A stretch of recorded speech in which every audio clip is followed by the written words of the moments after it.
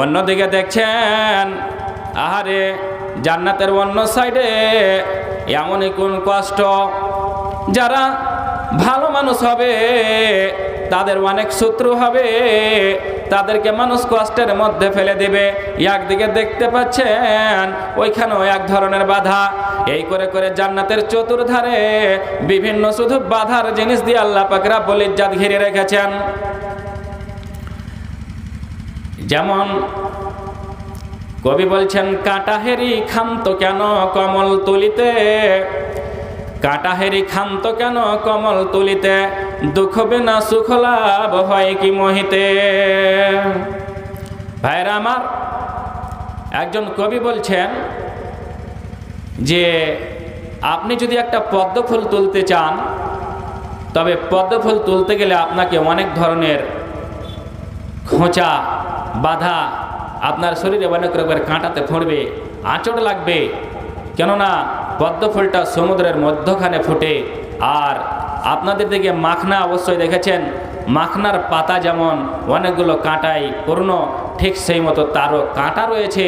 আর ওই কাঁটা, তার পাতার কাঁটাগুলোকে পেরিয়ে পেরিয়ে এড়িয়ে এড়িয়ে যদি আপনি ওই পদ্ম ফুলটা নিতে চান, তবুও আপনার গায়ে আঁচড় লাগবে, আপনাকে কাঁটাতে কি করবে, ফুঁড়বে, তবে আপনি পদ্ম ফুলটা নিতে পারবেন। ঠিক সেই মতো জান্নাত আল্লাহ পাক রব্বুল ইজ্জত এমনই করে তৈরি করে রেখেছেন, এমনই সুন্দর জান্নাত যে আপনাকে জান্নাতে যেতে গেলে অনেক ধরনের কষ্ট কাটতে হবে, এমনিতেই জান্নাত চলে যাবেন অসম্ভব। আল্লাহ পাক রব্বুল ইজ্জতের নবী বলছেন, যদি আপনি মনের বিরুদ্ধে কাজ করতে পারেন তবে আপনি জান্নাতে যেতে পারবেন, আর যদি মনের মতো কাজ করেন তবে আপনাকে জাহান্নাম যেতে হবে।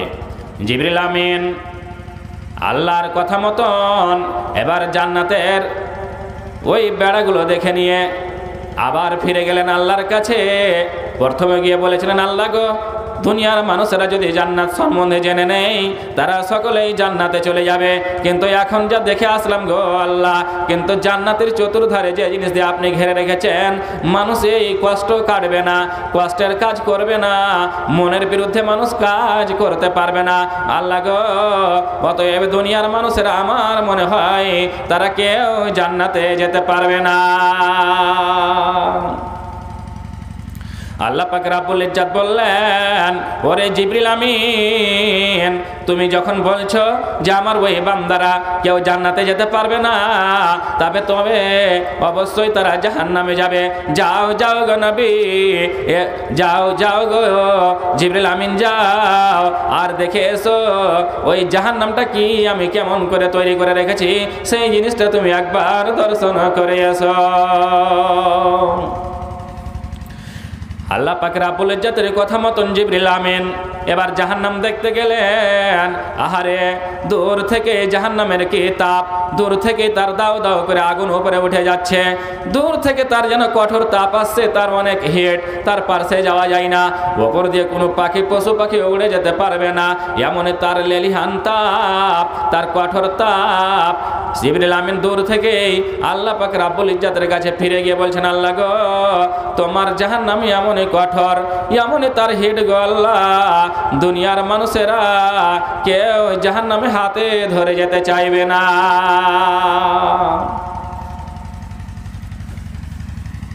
আল্লাহ পাক রব্বুল ইজ্জত বললেন, ওরে জিবরিল আমিন, তুমি যখন বলছো যে দুনিয়ার মানুষেরা কেউ হাতে ধরে জাহান্নামে যাবে না, তবে যাও যাও, আমি জাহান্নামের চতুর্ধারে কি রেখেছি, কি এমন জিনিস রয়েছে যেইগুলো জিনিস দেখে মানুষ জাহান্নামে চলে যাবে।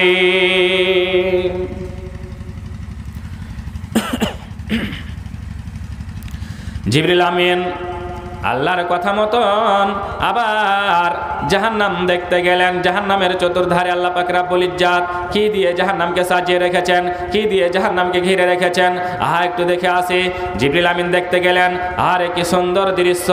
জাহান্নামের একদিকে দেখতে পাওয়া যাচ্ছে সুন্দর সুন্দর যুবতী নারীরা উলঙ্গ হয়ে আছে, কাউরে গায়ে পোশাক আছে, কাউরে গায়ে পোশাক নাই, আর তারা নাচছে, গান গাইছে। অন্যদিকে দেখছি, অন্যদিকে জিবরিল আমিন বলছেন, দেখছি আমি অন্যদিকে গোল হয়ে মেয়েরা বসে আছে আর আনন্দের গীত তারা গাইছে। ভাইরা আমার মা ও বোনেরা, আপনারা অবশ্যই যদি থেকে থাকেন এই হাদিসের প্রতি লক্ষ্য রাখবেন। আজকে আমার মা ও খালারা খালি যদি শুনে নাই যে আব্দুল গাফুরের বাড়িতে বিয়ে আছে, 3 দিন আগে থেকে গীত গাইতে যায়। আপনাদের দিকে গীত গায় ভাই? আমাদের বাঙালে গীত 3 দিন আগে থেকেই শুরু হয়ে যায়। আর সে কি গীত, আর গলা ফাটা আওয়াজ, লাজ লজ্জা বলতে কিছু নেই, কে আছে না আছে কিছুই দেখা হয় না।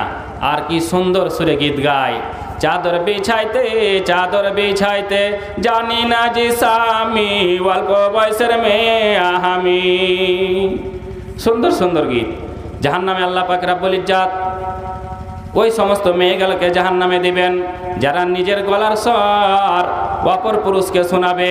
জিবরিল আমিন দেখছেন জাহান্নামের এক ধারে ওই সুন্দর সুন্দর মেয়েরা গীত গাইছে, অন্য ধারে দেখতে পাচ্ছেন যে শুধু ঢোল ঢাক বাজনা চলতেই আছে। একদিকে দেখছেন শরাব মদের ভাট্টা চলছে, একদিকে তাস খেলছে, ইত্যাদি ইত্যাদি। মানুষ যে সমস্ত কাজগুলো করে যাচ্ছে সেই সমস্ত জিনিসগুলো দিয়ে আল্লাহ পাক রব্বুল ইজ্জাত জাহান্নামের চতুর্ধারকে সাজিয়ে রেখেছেন। জিবরিল আমিন সেখানে মায়ুস হয়ে আল্লাহর কাছে ফিরে যাচ্ছেন, বইমুখ হয়ে গিয়ে আল্লাহকে বলছেন, আল্লাহ গো, আমি যা দেখে আসলাম জাহান্নামের চতুর্ধারকে তুমি এমনইভাবে সাজিয়ে রেখেছো আল্লাহ, দুনিয়ার মানুষেরা আমার মনে হয় কেউ বাঁচতে পারবে না, সবাই জাহান্নামে চলে যাবে।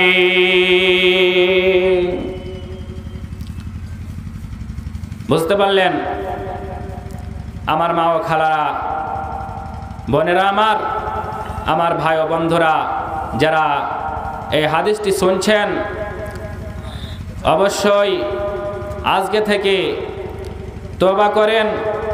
যেভাবে আমরা গীত গান এবং ঢোল ঢাক বাজনা, তাসের আড্ডা, মদ শরাব, এই সমস্ত যেগুলো নিষিদ্ধ কাজ সেগুলো থেকে যেন আমরা বিরত থাকতে পারি।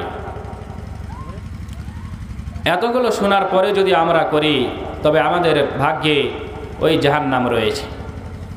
জিবরিল আমিন আল্লাহকে ফিরে গিয়ে বলছেন, আল্লাহ, তোমার জাহান্নামে দুনিয়ার কোনো মানুষ মনে হয় আর বাঁচতে পারবে না, সব মানুষ ওই জাহান্নামে চলে যাবে। ভাইরা আমার বাপজিরা ও আমার মা ও খালারা, বোনেরা, আমাদের জন্য, ওই সকল মানুষের জন্য, ওই জিনদের জন্য আল্লাহ পাক রব্বুল ইজ্জাত ওই জাহান্নামকে তৈরি করে রেখেছেন, যেটা আজ অবধি রয়েছে, কাল কিয়ামত থাকবে, কাল কিয়ামত পর্যন্ত থাকবে। আল্লাহর যারা নাস্তিক বান্দা, যারা আল্লাহকে মানে না, তাদেরকে আল্লাহ পাক রব্বুল ইজ্জাত ওই জাহান্নামে নিক্ষেপ করে দিবেন।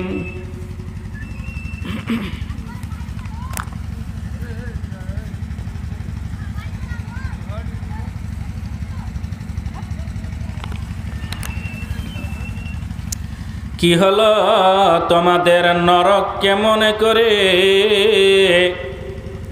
বুক কেন দূর দূর কাঁপে না, বুক কেন দূর দূর কাঁপে না। নয়ন দুয়ারে দেখি লাগায়াছ তালা যে, নয়ন দুয়ারে দেখি লাগায়াছ তালা যে, অশ্রু দুফোঁটা কেন ঝরে না, পাপের পরিধি তোমাদের জানি ছোট নয়, তথাপি পাপের দিকে কেন ডাক দাও। ইমানকে বলি দিতে জল্লাদি বেশ ধরে, বারে বারে গোফে কেন পাক দাও। বারে বারে গফে কেন পাক দাও? বেদনার অশ্রু কোরআন ঝরাই কত, বেদনার অশ্রু কোরআন ঝরাই কত, চোখ তুলে একবার দেখো না কি হলো তোমাদের নরককে মনে করে বুক কেন দূর দূর কাঁপে না, বুক কেন দূর দূর কাঁপে না। পলে পলে আয়ু গেল গুনে দেখো আঙ্গুলে, পলে পলে আয়ু গেল গুনে দেখো আঙ্গুলে, সাদা চুলে একটিও কালো নাই, নিশিত রাতের পার হবে কি করে? মনের প্রদীপ কেন জ্বালো নাই, মনের প্রদীপ কেন জ্বালো নাই? আজ নয় কাল করে বসে থাকো তুমি যে, সময় কখনো বসে থাকে না, সময় কখনো বসে থাকে না। কি হলো তোমাদের জাহান্নামকে মনে করে বুক কেন দূর দূর কাঁপে না, বুক কেন দূর দূর কাঁপে না?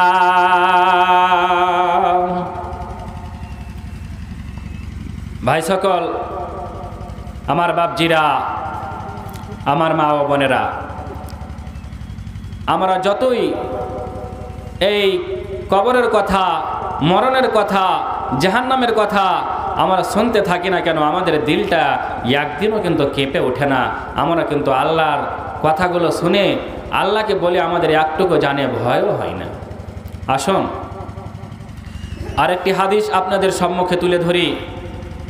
হযরত ইবনে উমর থেকে বর্ণিত হাদিসটি এক দিবসের ঘটনা। আল্লাহ পাক রাব্বুল ইজ্জাতের নবী কিছু সাহাবা বর্গকে সাথে নিয়ে বসে আছেন, মিটিং করছেন, সভা করছেন।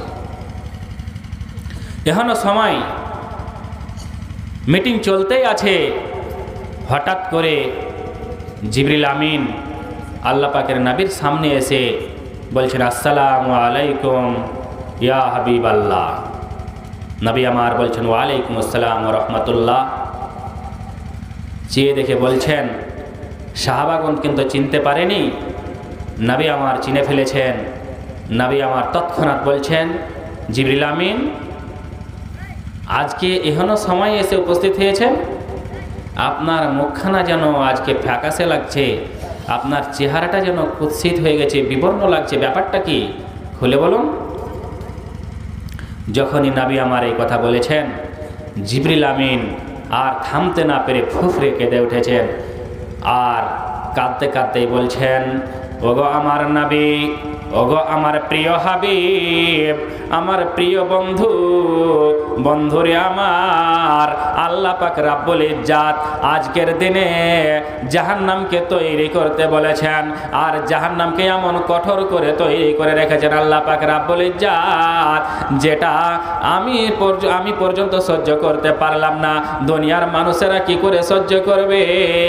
বন্ধুগো, যেহেতু আপনি আমার পরমতম বন্ধু, আমি আমার প্রিয়তম বন্ধুর কাছে ছুটে আসলাম। ওগো আমার বন্ধু, আপনাকে জানার জন্য ছুটে এসেছি। ওগো নবী, আল্লাহ পাক রাব্বুল ইজ্জাত আজকে জাহান্নামে জাল দিতে বলেছিলেন। ওগো নবী, সেটা দেখে আমি আর থামতে পারিনি, আপনাকে জানার জন্যই ছুটে এসেছি। নবী আমার বললেন, জিবরিল আমিন তাহলে বলো বলো কি কি তুমি দেখে আসলে, কি এমন জিনিস তুমি দেখে এসেছ? জাহান্নামের হুলিয়াটা একটু বর্ণনা করো, জাহান্নামের অবস্থাগুলো একটু করে বর্ণনা করো, আমার সামনে তুলে ধরো। যখন আল্লাহ পাকের নবী শুনতে চাইলেন, জিবরিল আমিন বলতে আরম্ভ করলেন, আল্লাহ পাকের নবী গো, ও আমার প্রিয় বন্ধু, আল্লাহ পাক রব্বুল ইজ্জাত হাজার হাজার ফেরেশতাকে ডেকে বললেন, ওরে আমার ফেরেশতারা, তোমরা আমার ওই সমস্ত নাস্তিক বান্দাদের জন্য তোমরা জাহান্নাম তৈরি করো, যারা আমার আইন কানুনকে মানে না, আমার রসুলকে মানে না, আমাকে মানে না, আমার নুন খেয়ে আমার গুণ গায় না, যারা হারামিপনা করে, বেহায়াপনা করে, তাদেরকে আমি ওই জাহান্নামে নিক্ষেপ করে দিব। ফেরেশতারাকে বললেন, ওরে ফেরেশতারা, তোমরা হাজার হাজার বছর ধরে তোমরা জাহান্নামকে তৈরি করো।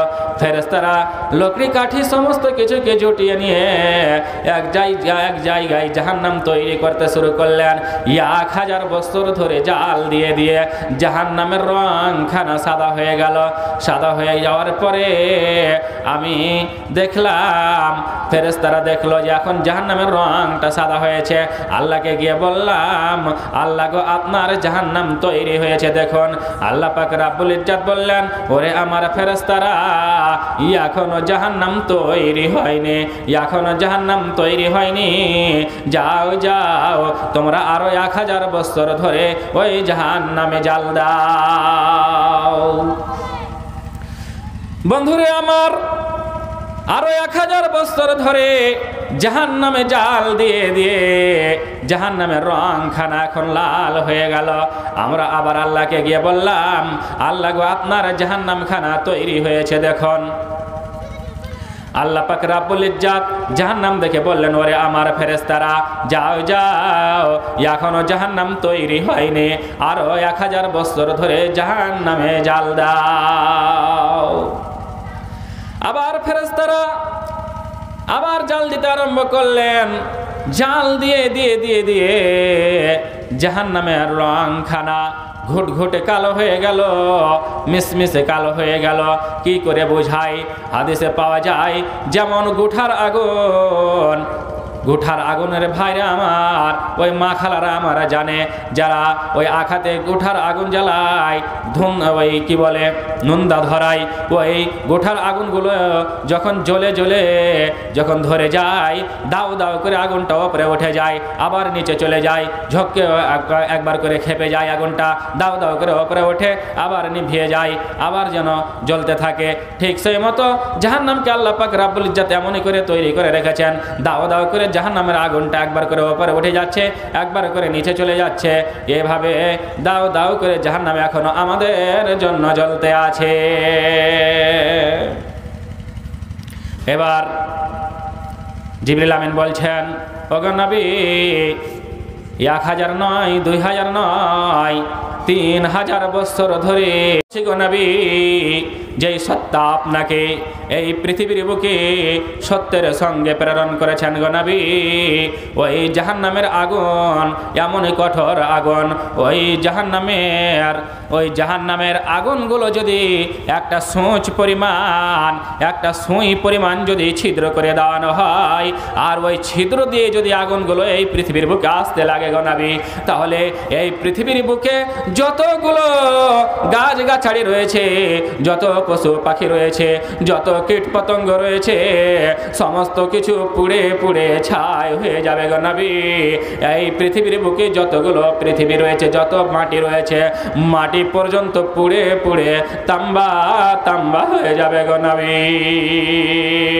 নবী গো, ও গো আমার প্রিয় হাবিব, আল্লাহ পাক রব্বুল ইজ্জাত এমনই কঠোর করে জাহান্নামকে তৈরি করে রেখেছেন গো নবী। ওই জাহান্নামকে আমি দেখে এসেছি, যার কারণে আমি কাঁদছি গো নবী। আল্লাহ পাক রব্বুল ইজ্জাত যে জাহান্নামকে তৈরি করে রেখেছেন, আপনার মতো আপনার উম্মতেরা কে যদি আল্লাহ পাক রব্বুল ইজ্জাত ওই জাহান্নামে ফেলে দেয়, তবে আপনি কত কষ্ট পাবেন। যেহেতু আপনার উম্মতকে আপনি অধিক ভালোবাসেন, তাই তো আমি আপনার কাছে ছুটে এসেছে গো নবী। ও গো প্রিয় হাবিব, আমার প্রিয় বন্ধু, ও গো খালিলুল্লাহ, আল্লাহর বন্ধু রে, ও আমার বন্ধু, আমি আপনাকে আরো জানাই, আল্লাহ পাক রব্বুল ইজ্জাত ওই জাহান্নামী বান্দারা যেন জাহান্নাম থেকে পালিয়ে না যেতে পারে, যেন পালাতে না পারে, তার জন্য তাদেরকে বড় বড় জিঞ্জির দিয়ে বাঁধবেন। এমন বড় বড় জিঞ্জির, সেই জিঞ্জিরগুলো দিয়ে দিয়ে বাঁধবেন তো ওই জিঞ্জিরগুলোর এক একটা হালকা এক একটা কড়াগুলো এমনই ভারী হবে, এমনই তার ওজন হবে গো নবী। ওই হালকাগুলো এই পৃথিবীর বুকে যত পাহাড় পর্বত রয়েছে, যত বড়ই পাহাড় হোক না কোনো, যতই বড় পর্বত হোক না কেন গো নবী, এই পৃথিবীর পর্বতের ওপরে পাহাড়ের ওপরে যদি ওই এক একটা হালকা রেখে দেওয়ানো যায়, তার ভরটা সে থামতে পারবে না। টলমল টলমল করতে করতে সে নিচের দিকে ঢুকে যাবে, সে পাতালপুরি হয়ে যাবে, নিম্ন দিকে চলে যাবে, সে থাহা পাবে না গো নবী। ও গো নবী, ওই সত্তার কসম খেয়ে বলছে গো নবী, যে সত্তা আপনাকে সত্যের সঙ্গে এই পৃথিবীর বুকে প্রেরণ করেছে। ভাইরা আমার, একটা ছোট্ট ছেলের মাথায় যদি আপনি 50 কেজির একটা বস্তা দেন, তবে ছেলেটা কি থামতে পারবে? তার মাথাটা টলমল করবে, মনে হবে সে পড়ে যাবে। ঠিক সেই মতো আমরা জানি এই পৃথিবীর বুকে সব থেকে বড় পাহাড় পর্বত হচ্ছে হিমালয় পর্বত। আমরা ভূগোলে পড়েছি হিমালয় পর্বত হচ্ছে সব থেকে উঁচু, যার উচ্চতা সম্বন্ধে বলেছেন 8,848 কিলোমিটার। এই মতো একটা পাহাড়ের ওপরে যদি জাহান্নামের এক একটা হালকাগুলো রেখে দেওয়ানো যায়, সেই জাহান্নামের ওই ঝিঞ্জিরের হালকাটা ভর সহ্য করতে পারবে না, কাঁপতে কাঁপতে তল দিকে ঢুকে যাবে, পাতালে চলে যাবে, তার ভর থামতে পারবে না। আর ওই জিঞ্জির দিয়ে আমাদের মতো মানুষকে আল্লাহ পাক রাব্বুল ইজ্জত বেঁধে রাখবেন, তবে কার বাপের সাধ্য আছে যে সেই জাহান্নাম থেকে পালিয়ে যাবে? বুঝতে পারছেন ভাইরা আমার বাপজিরা, আমার মায়েরা, খালারা, নবীজিকে বলছেন, ওগো প্রিয় হাবিব, প্রিয় বন্ধু আমার, আল্লাহ পাক রাব্বুল ইজ্জত এমনই ভাবে জাহান্নামকে তৈরি করে রেখেছেন গো নবী, এমনই কঠোর করে জাহান্নামকে তৈরি করে রেখেছেন, সেখান থেকে কারো পালাবার সাধ্য নাই নবী গো। আর যেই লোকটা জাহান্নামকে দেখভাল করবে, যে জাহান্নামের মালিক যে থাকবেন, ওই মালিক ফেরেশতার এমনই বিবর্ণ চেহারা, এমন কুৎসিত চেহারা, এমনই তার দাঁতগুলো বড় বড়, এমনই তার লম্বা লম্বা দাঁত, এমনই তার মুখখানা, দুনিয়ার দিকে যদি একবার সে টুকি মেরে দেয়, মানুষের নজর যদি পড়ে যায়, সঙ্গে সঙ্গে সকলে দেখে ভয়ভূত হয়ে যাবে। তার যে একটা বাদবু রয়েছে, এমনই তার গন্ধ, সেই গন্ধ পেয়ে দুনিয়ার সব মানুষ বেহুশ হয়ে যাবে। ওই জাহান্নামের মালিককে দেখলে মানুষ ভয়ভূত হয়ে যাবে, অজ্ঞান হয়ে যাবে, হোশহারা হয়ে যাবে কেন? এমনই জাহান্নামের দারোগাকে আল্লাহ পাক রাব্বুল ইজ্জত তৈরি করে রেখেছেন, মানে তার চেহারাকে আল্লাহ পাক রাব্বুল ইজ্জত ভয়ঙ্কর করে রেখেছেন। আপনি কখনই তার সামনে থেকে একটু এদিক ওদিক করতে পারবেন না। একটু যেমন আজকের দিনে আসামি ধরে নিয়ে যায়, তার হাত কড়া লাগা থাকে, যদি আপনি খালি পিছনের দিকে চেয়ে দেখেন, সামনে হাঁটো বেটা, এইভাবে ওই জাহান্নামের দারোগা আপনাকে চিৎকার করতে থাকবে। আপনি একদম সব সময় ভয়ভীত হয়ে, সব সময় মানে তাকে দেখেই আপনি হোঁশহারা হয়ে যাবেন, এমনই তার অবস্থা। ভাইরা আমার বাপজিরা, আমার মায়েরা, খালারা, বোনেরা আমার, জিবরিল আমিন বলছেন, ওগো নবী, এইভাবে আল্লাহ পাক রাব্বুল ইজ্জত জাহান্নামকে তৈরি করে রেখেছেন যে এই জাহান্নাম থেকে আমাদের মতো মানুষের কাউরি ছুটকারা নাই। নবী গো, ওই জাহান্নামের কথা আপনাকে বলতে এসেছি। এইভাবে এক এক করে জাহান্নামের কথা জিবরিল আমিন বলতে আছেন, আমার নবীজি একদিক থেকে শুনতে আছেন, শুনতে শুনতে বলছেন, ওগো নবী, ওগো জিবরিল আমিন, আর করো না, আর জাহান্নামের কথা তুমি আর আমার সম্মুখে তুলে ধরো না। এভাবে তুমি এক এক করে জাহান্নামের কথা বলতে থাকবে, আমার আর সহ্য হয় না, কলেজা ফেটে যাচ্ছে গো নবী, ও গো জিবরিল আমিন আমার কলেজা ফেটে যাচ্ছে, তুমি আর জাহান্নামের কথা বর্ণনা করো না, জাহান্নামের হুলিয়ার বর্ণনা করো না, এভাবে তুমি জাহান্নামের কথা যদি বলে যাও তবে আমি আর হয়তো সইতে পারবো না, আমার কলিজা ফেটে যাবে, আমার কলিজা ছিদ্র হয়ে যাচ্ছে, আমার কলিজা যেন বাস্ট হয়ে যাবে। ও জিবরিল আমিন তুমি বাস করো আর জাহান্নামের কথা তুলে ধরিও না। এই কথা বলে নবী আমার কাঁদতে শুরু করে দিয়েছেন। জিবরিল আমিন তো আগে থেকেই কাঁদছেন আর বলছেন, যখন জিবরিলও কাঁদতে শুরু করে দিয়েছেন, নবীও আমার কাঁদতে লেগেছেন, তখন আল্লাহ পাক রব্বুল ইজ্জতের নবী জিবরিল আমিনকে বলছেন, ওগো জিবরিল আমিন তুমি যে ফেরেশতা, তুমি কেন কাঁদছো? আমি একজন মানুষ, আল্লাহ আমাকে নবী করেছে, তবু আমার মনে ভয় হচ্ছে, আমি যেহেতু মানুষ আমাকে জাহান্নামে দিতে পারে আল্লাহ, তোমাকে তো জাহান্নামে দিবে না, তাহলে তুমি কেন জাহান্নামের ভয়ে কাঁদছো? জিবরিল আমিন বলছেন, ওগো আমার প্রিয় হাবিব, আমার প্রিয় বন্ধু নবী গো, আমি এই কারণে কাঁদছি গো নবী, আমার মতো ফেরেশতা ছিল হারুত মারুত, যারা আল্লাহর পরীক্ষায় পাস করতে পারেনি, যার কারণে ওই ব্যাবিলন শহরে ঝুলন্ত অবস্থায় তাদেরকে উল্টো করে ঝুলিয়ে রাখা হয়েছে গো নবী। আমারও মনে ভয় হয়, কখন যদি আমাকে আল্লাহ পাক রব্বুল ইজ্জত প্রশ্ন করে ফেলে দেয়, আর প্রশ্নের জবাব যদি আমি না দিতে পারি, তবে আমাকে হয়তো ওই জাহান্নামে নিক্ষেপ করে দিবে, যার কারণে আমি ক্রন্দন করছি, যেহেতু আমি জাহান্নামকে চোখে দেখেছি, ওই জাহান্নামে আমি কি করে থাকতে পারবো গো নবী, ওই জন্য আমি কাঁদতে আছি। শুধু তাই নয় গো নবী, ও আমার প্রিয় হাবিব, আমার প্রিয় বন্ধু নবী গো, আমাদের মধ্যে যে সর্বে সেরা ছিল, যে আমাদের হেড লিডারে ছিল, ওই যে আজাজিল আমাদের সকলের মালিক ছিল, ওই আজাজিল আমাদের সব ফেরেশতার মালিক ছিল। দুনিয়ার বুকে এমন কোনো জায়গা নাই যে সেখানে সে আল্লাহকে সাজদা করেনি, তথাপি সে আল্লাহর আইনকে অমান্য করায় আল্লাহ পাক রব্বুল ইজ্জত তাকে মালউন টাইটেল দিয়ে দিয়েছে, তাকে আল্লাহ পাক রব্বুল ইজ্জত চিরদিনের জন্য জাহান্নামে ঘোষণা করে দিয়েছে।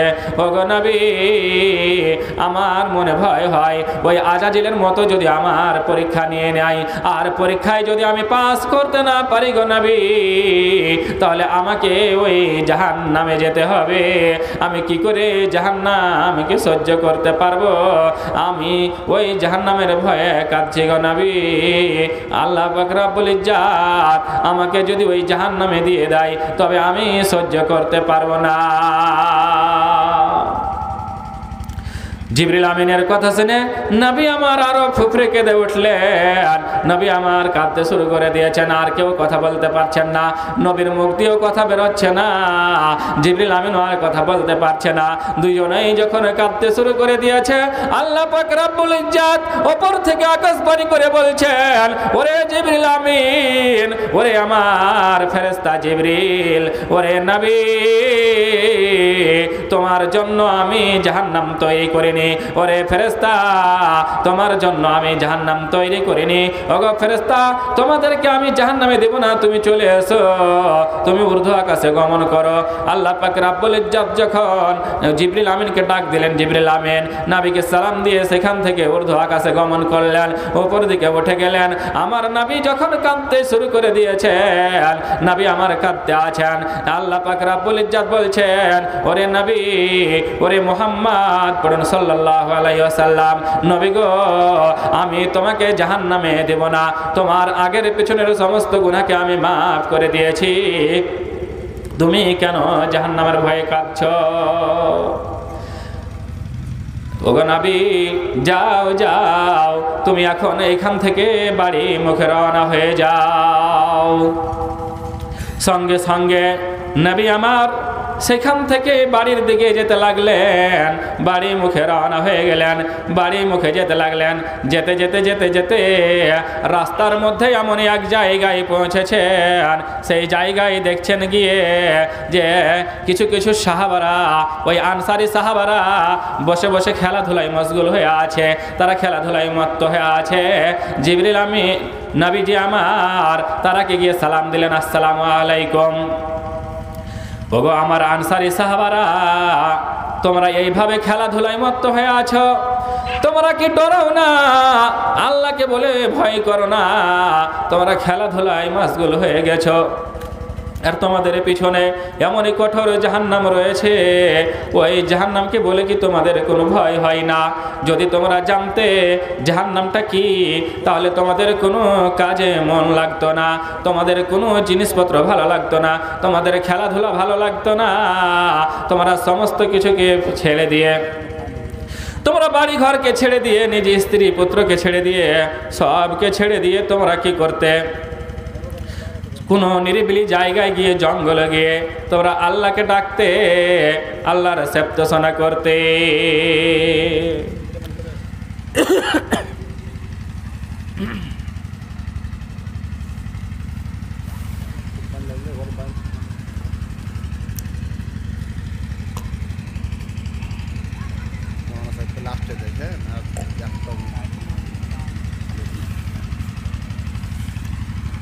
ভাইরা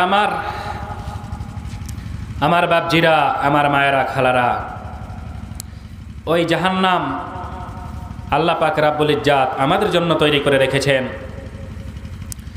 সেই জাহান্নামে আমাদের মতো হতভাগা মানুষদেরকে সেই জাহান্নামে যেতে হবে। যদি আমরা আল্লাহ রসুলের আইন কানুনকে না মানি, তবে আমাদের জন্য সেই জাহান্নাম অবধারিত।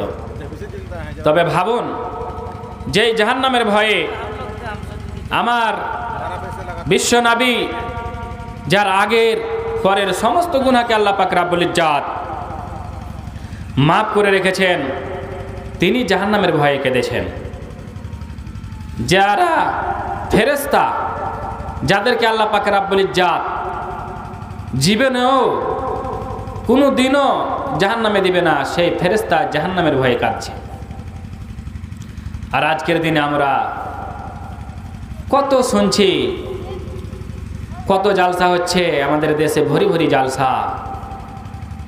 এতগুলো জালসা শুনে যাচ্ছি, সন্ধ্যা থেকে ফজর করে দিচ্ছি জালসা শুনতে শুনতে, তবুও আমাদের দিলটা একবারও কেঁপে ওঠে না, জাহান্নামের ভয় আমাদের অন্তরে আসে না। ভাইরা আমার, নবীজি হাদিসে বলেছেন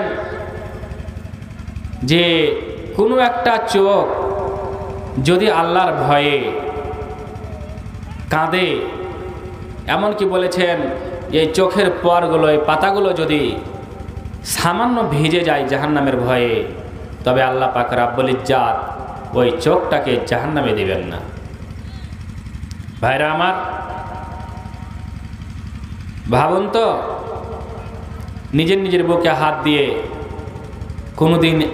কোনো একদিন আমরা জাহান্নামকে স্মরণ করে কেঁদেছি? একদিনও কাঁদিনি, আমাদের দিলে ধরেই না। আজকের দিনে আমরা দেখতে পাই, আজকে এ মাথায়, কালকে ওই মাথায় মানুষ মারা গেল। কত মানুষকে মাটি দিতে গেলাম, মাটি দিতে গিয়েও আজকে হুড়াহুড়ি শুরু হয়ে যায়। আগে তো দোয়া হতো, দোয়ার জন্য তাও মানুষ থামতো, কিন্তু এখনকার দিনে দোয়া দিয়েই পালা, মাটি দিয়েই পালা কি পালা। আর মাটি যে শুরু হচ্ছে ভাই, এমন হইচই, মনে হচ্ছে সে মরবে না, তাড়াতাড়ি দিয়ে সেখান থেকে পালিয়ে যায়। একটুকু আমরা ভাবি না যে আমাদেরকেও মরতে হবে, আমাদেরও এই কবরে এইভাবে রেখে যাবে।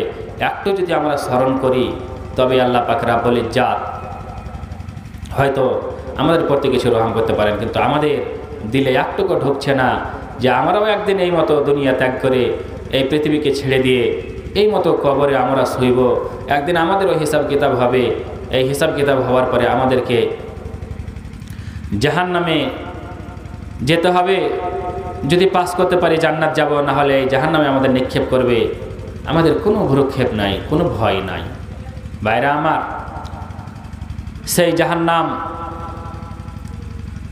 আমাদের জন্য অবধারিত আছে, কিন্তু আমরা সেই দিকে একবারও ভেবে দেখি না, আমরা একটুকু টনক নড়াই না। ভাইরা আমার, বুখারী শরীফের হাদিসে পড়েছিলাম এক দিবসের ঘটনা। মা আয়েশা সিদ্দিকা রাদিয়াল্লাহু তাআলা আনহা থেকে হাদিসটি বর্ণিত আছে। আয়েশা সিদ্দিকা নবী আমার বাড়িতে ছিলেন না, কোথাও গেছিলেন দিন ইসলামের তাবলীগে, হেদায়েত করতে, মানুষকে সঠিক পথের জন্য আনয়নের জন্য বাড়ি ছেড়ে কোথাও গেছিলেন। কিছুক্ষণ পরে ফিরে আসছেন।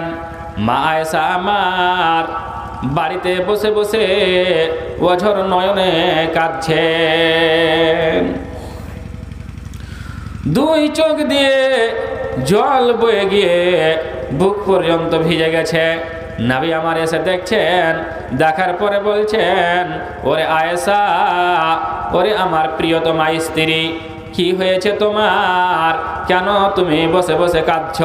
তোমাকে কেউ কটু কথা বলেছে নাকি? কেউ তোমাকে মেরেছে নাকি? কেন তুমি এইভাবে ক্রন্দন করছো? আয়েশা, মা আয়েশা ফুফরে কেঁদে উঠে বলতে লাগলেন, ওগো নবী, ওগো আমার প্রিয়তম স্বামী, আমি এইখানে বসে বসে আজকে একটা জিনিস ভাবছিলাম, আমি যদি মরে যাই, তবে যদি জাহান্নামে চলে যেতে হয়, যদি জান্নাত না পাই গো নবী, তবে আমাকে ওই জাহান্নামে যেতে হবে। ওই জাহান্নামকে স্মরণ করে আমি কাঁদছি গো নবী। ওই জাহান্নামের যে কঠোর আগুন, ওই জাহান্নামের কঠোর আগুন সম্বন্ধে আমি চিন্তা করতে করতে চোখের জল ধরতে পারিনি গো নবী। আমার বুক ভেসে গেল ওই জাহান্নামের কথা স্মরণ করে। ওগো নবী, তুমি যেহেতু নবী আর আমাকে তুমি অনেক ভালোবাসো গো নবী, আমি তোমার প্রিয় স্ত্রী নবী গো, তোমার গায়ে হাত দিয়ে বলছে নবী, আমি যে তোমার প্রিয় স্ত্রী, তুমি যেহেতু নবী, তুমি আমাকে তুমি জান্নাত নিয়ে যেতে পারবে কি পারবে না? নবী গো, তুমি আমাকে সুপারিশ করে ওই জান্নাতে নিয়ে যাবেন কি যাবেন না গো নবী? সেই কথাটাই আপনার মুখ থেকে শুনতে চাই আমি। নবী আমার বলতে লাগলেন, ওরে আয়েশা, তুমি আমার সত্যিকারী প্রিয়তম স্ত্রী, তুমি আমার জান, তুমি আমার কলেজা। আয়েশা রে, ওই এমন তিনখানা জায়গা রয়েছে, ওই তিনখানা জায়গায় কেউ কাউরি হবে না রে আয়েশা। তুই আমার স্ত্রী হলেও তোকে আমি সঙ্গে জান্নাতে নিয়ে যেতে পারবো না।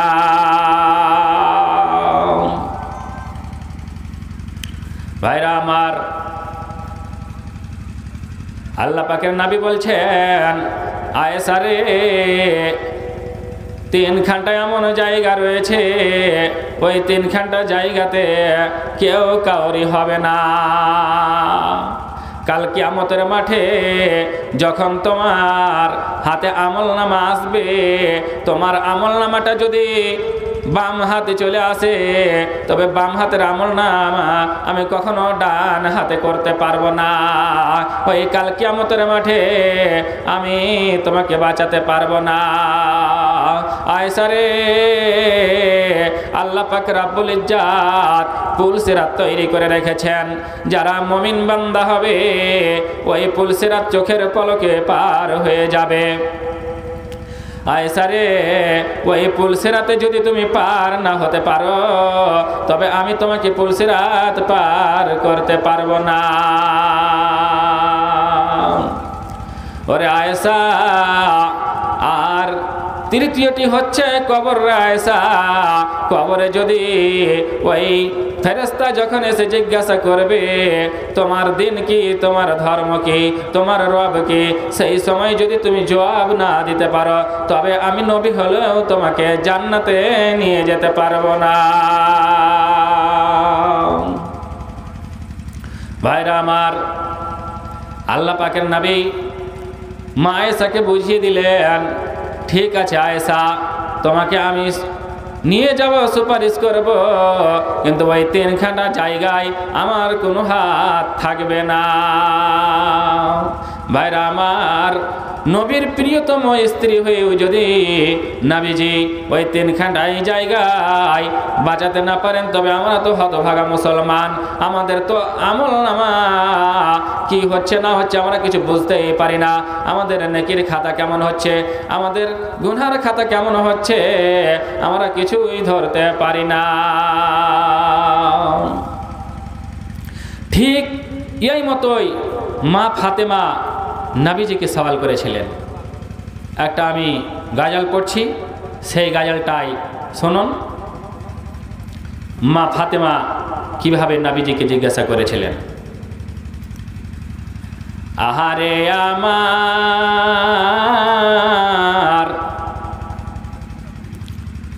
দয়ার নবীজি,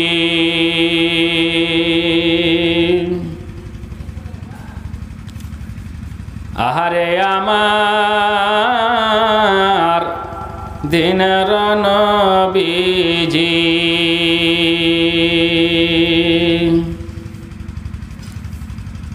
মা ফাতেমা নবীজিকে বলছেন, আব্বা হুজুর, আমি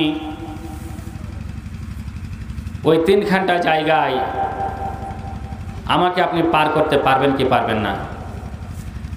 নবীজি বলছেন, আহারে দয়ার নবী কান্দেন যারে যার, ওই 3টি জায়গায় আমি তোমায় কেমনে করব পার। আহারে দয়ার নবী কান্দেন যারে যার, ওই 3টি জায়গায় আমি তোমায় কেমনে করব পার।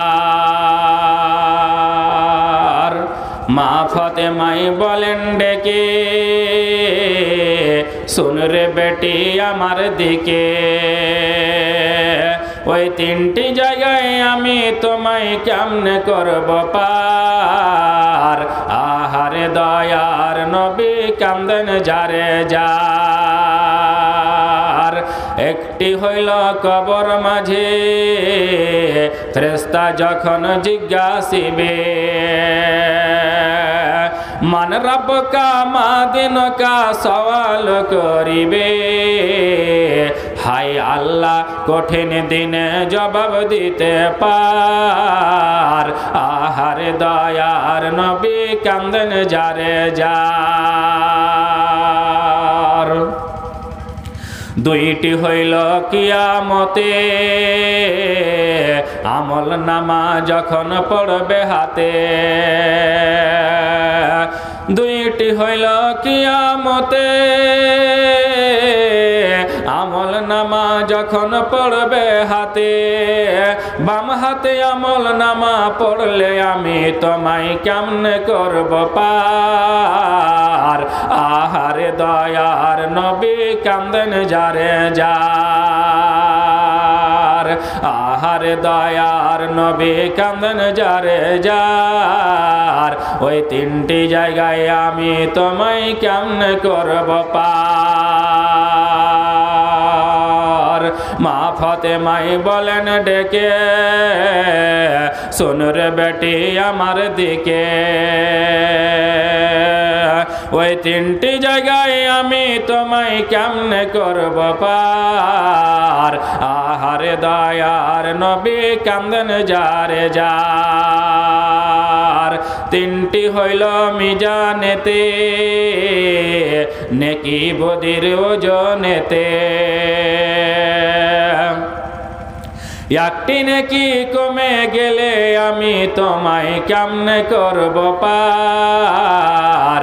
আহারে দয়ার নবী কান্দেন যারে যার, আহারে দয়ার নবী কান্দেন যারে যার, আমার উম্মত পুলসিরাতে কেমনে হইবে পার।